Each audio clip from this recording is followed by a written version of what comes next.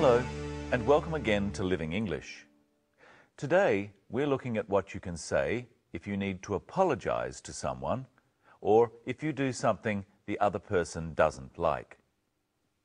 You may remember, in our last episode of Sisters and Brothers, David phoned his mother to tell her he was all right. Now, he is talking to his father, and he's explaining why he has not spoken to his father for 2 years. Here's How Could You?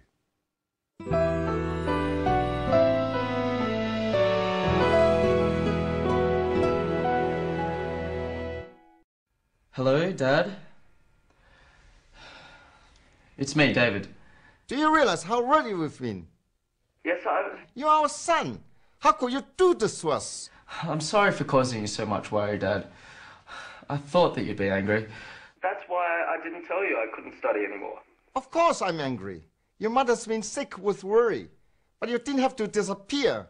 What have you been doing all this time? I've been working. I work at the market.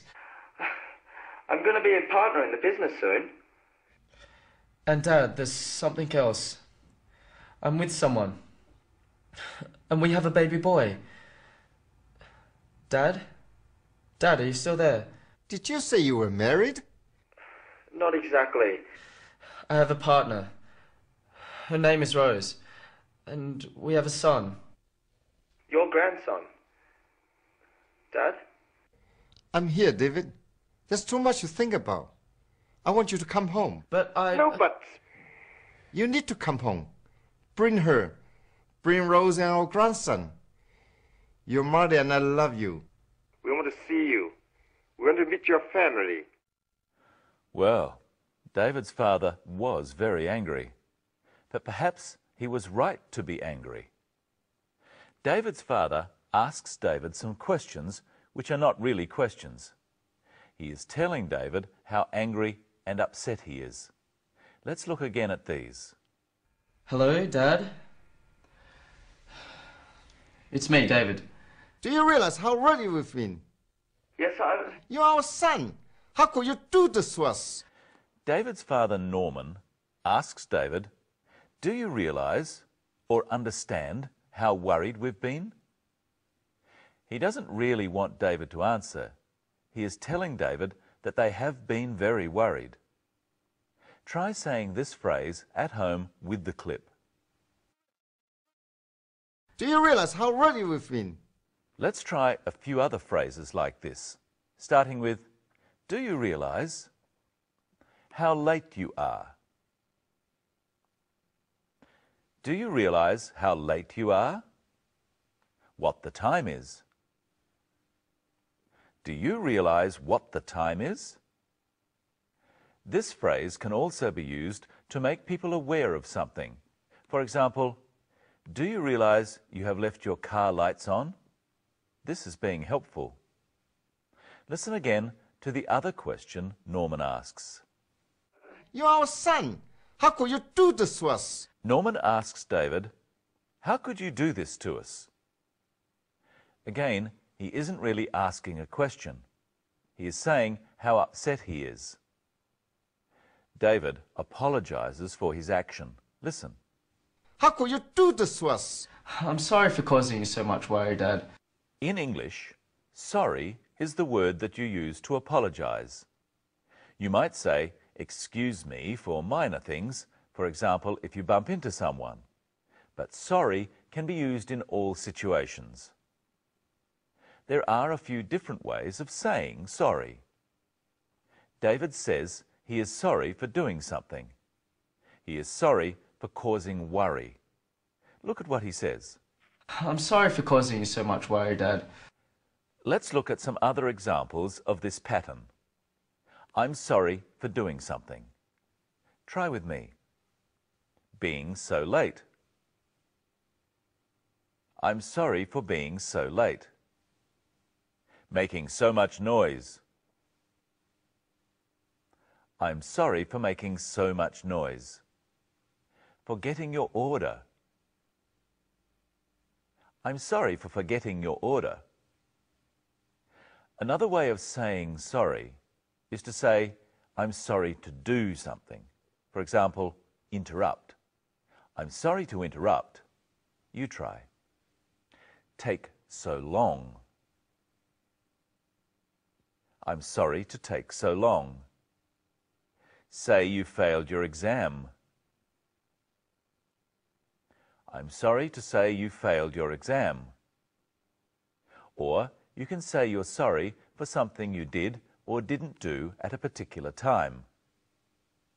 I'm sorry I made you wait so long. I'm sorry I didn't tell you I would be late. Try a few of these at home. Forgot to pick you up. I'm sorry I forgot to pick you up. I wasn't home when you called. I'm sorry I wasn't home when you called. Didn't return your call. I'm sorry I didn't return your call. Now let's look at why David didn't call his father. I'm sorry for causing you so much worry, Dad. I thought that you'd be angry. That's why I didn't tell you I couldn't study anymore. David says, I thought you'd be angry. He is describing something he thought his father would do because he didn't call. Try saying this with David in the clip. I thought that you'd be angry. Try some phrases like this at home using I thought you would. Be upset. I thought you would be upset. Be interested in this book. I thought you would be interested in this book. You can use this to talk about how you think someone will feel about something and to talk about what you think they will do. For example, I thought you would like this film. Try another example. Help me with my homework. I thought you would help me with my homework. You can also use the negative. I thought you wouldn't like this film. Or you can also say, I didn't think you would like this film. I didn't think you were ever going to finish. Michelle, that's a bit rude. Oh, I'm sorry for being so rude. Oh, that's all right. I forgive you. This time. What have you got for us today? Well, first I want you to look at this clip. And Dad, there's something else. I'm with someone. And we have a baby boy. Dad? Dad, are you still there? Did you say you were married?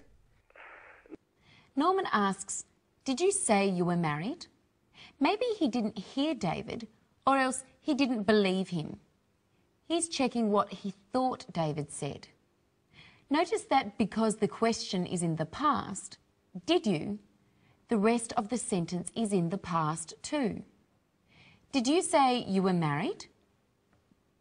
Now, Brenton, I'm going to say some things quietly and I want you and you to check what you think I said. But you at home have some extra help because what I say will be on the screen. Ready? I'm all ears. I'm going to a wedding. Did you say you were going to a wedding? Yes. The wedding is in Fiji. Did you say the wedding was in Fiji? I bought a new dress. Did you say you thought I'm a mess? No, I bought a new dress. Did you say you bought a new dress? Yes, it's made of silk. Did you say it was made of silk? Yes, you have very good hearing. Did you say I had very good hearing? You can stop now. Did you say I could stop now? Let's look at the clip again and we're going to see what David's father, Norman, wants him to do. There's too much to think about. I want you to come home. But I... No, but You need to come home. Look carefully at the phrases, I want you to come home and you need to come home. What's the difference between need and want? Well, I want a cup of coffee, but I don't need one. I can do without one. That's right. And in the first example, Norman is telling David what he wants David to do. So he says, I want you to do something, not I want something. So I'm going to tell you what I want and you have to do it. But you only do it if I say I want you to. All right? All right. And you can help me at home by making up sentences with I want you to. Stand up. No, I didn't say I want you to. Oops. I want you to stand up.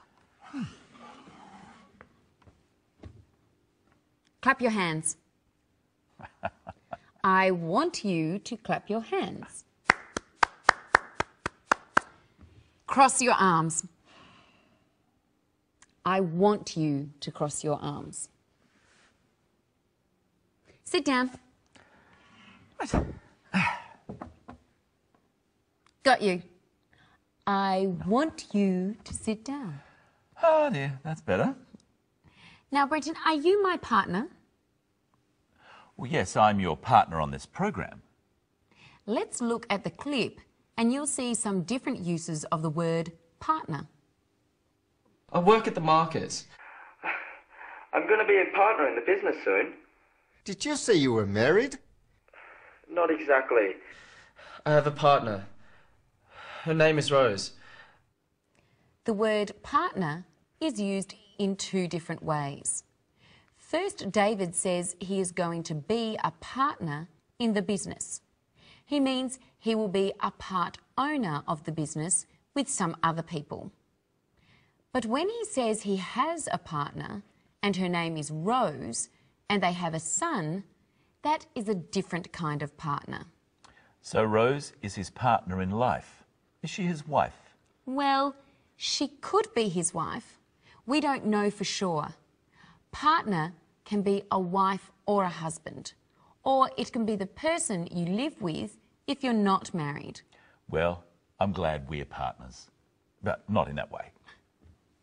And now it's time for us to say goodbye again. Yes, but we'll be back for the next episode, when we'll be looking again at describing feelings. And we'll find out whether David is going to go home and see his family. So we hope you can join us for the next episode of Living English.